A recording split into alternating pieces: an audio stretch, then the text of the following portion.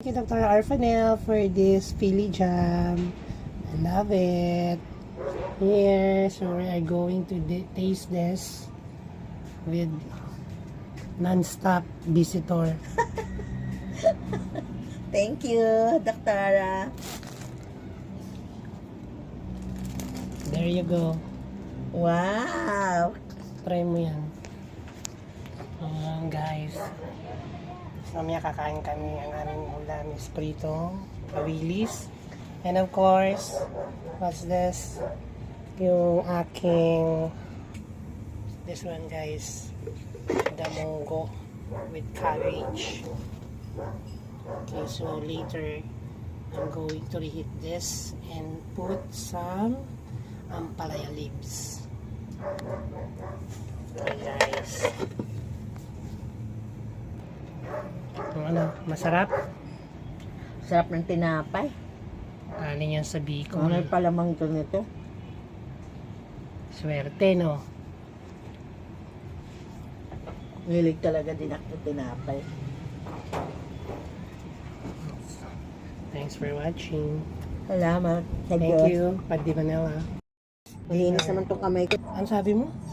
Nako-conscious akong gamitin ng plato mo kutsara. Bakit naman? Parang napaka-elegant masyado. Ordinary lang yan. Kain tayo guys. Ito, munggo, cabbage with ampalaya leaves. Meron siya yung mga dried na shrimp. Yun lang. Yung si Madam. Ciao! Thank you, Lord, sa biyayang to. Salamat siya kay Lord. Thank you, Lord. Nakakatuwa mag-ano. Ano, may munggo yan? Opo. Ha?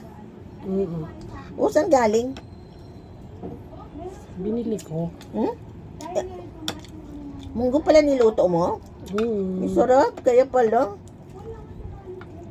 Kaya sabi ko parang kakaiba ang ang amoy. Kamayin ko na. Ang sarap ng amoy. Favorite ko talaga ang munggo.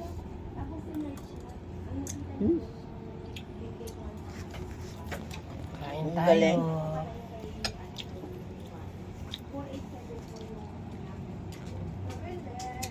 Sarap ng munggo.